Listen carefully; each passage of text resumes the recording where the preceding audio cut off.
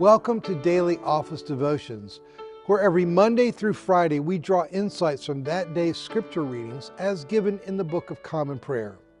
I'm Reggie Kidd, and I'm grateful to be with you.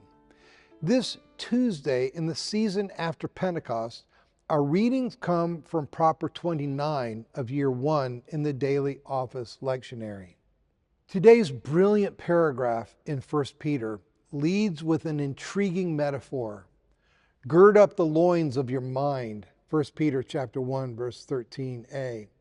As the editors of the New English Translation note, Peter employs a figure of speech drawn from the Middle Eastern practice of gathering up long robes around the waist and tucking them under the belt to prepare for work of action.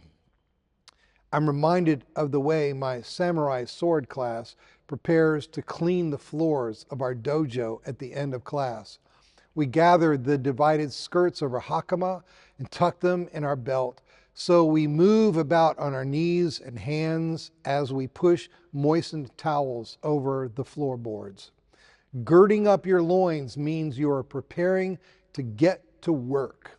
When it's the loins of our mind that we are told to gird, that can only mean we are supposed to ready ourselves for some hard thinking. There are too many thought nuggets in this paragraph to track down in a short devotional, but here are a few.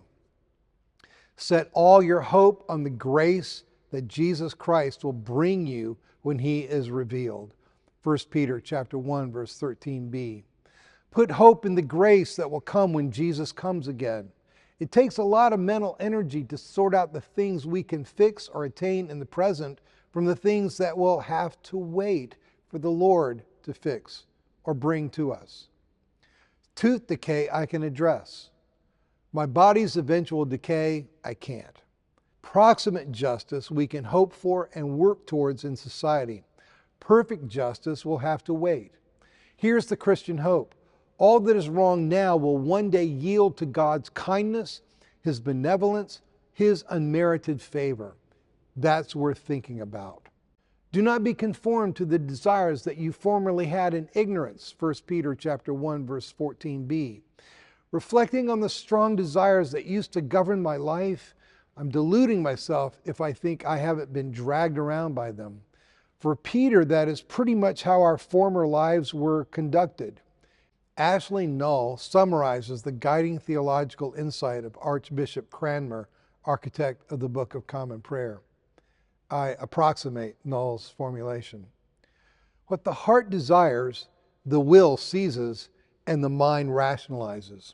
We are desiring creatures before we are thinking agents. We all have things that are all too powerfully alluring to us. For example, potato chips, chocolate, and ice cream can defeat me. The way I wrongly eliminate those temptations when I come across them in the kitchen is to consume them. Peter challenges us to intervene with our brains. We do so by exposing as best we can the secret urges that would otherwise govern us all our days. That's worth thinking hard about.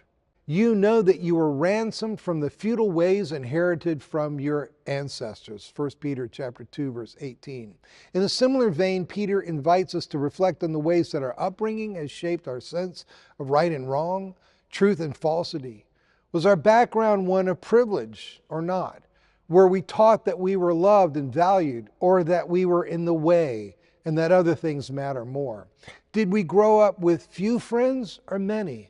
As an only child or one of many? Did we grow up relating to and valuing all sorts of people, or were we taught to divide the world into us versus them?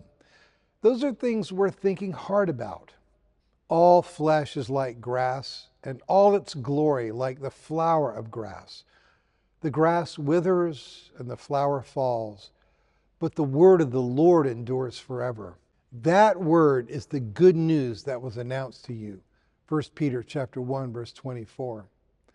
My mind needs constantly to be reshaped by the truths that are in the Bible. There's no way around that fact. My friend, the ever-vigilant Paul Kennedy, recently discovered this introduction in his hotel room's Gideon Bible. Owned it is riches, studied it is wisdom, trusted, it is salvation, loved, it is character, and obeyed, it is power. That's worth thinking hard about. Be blessed this day.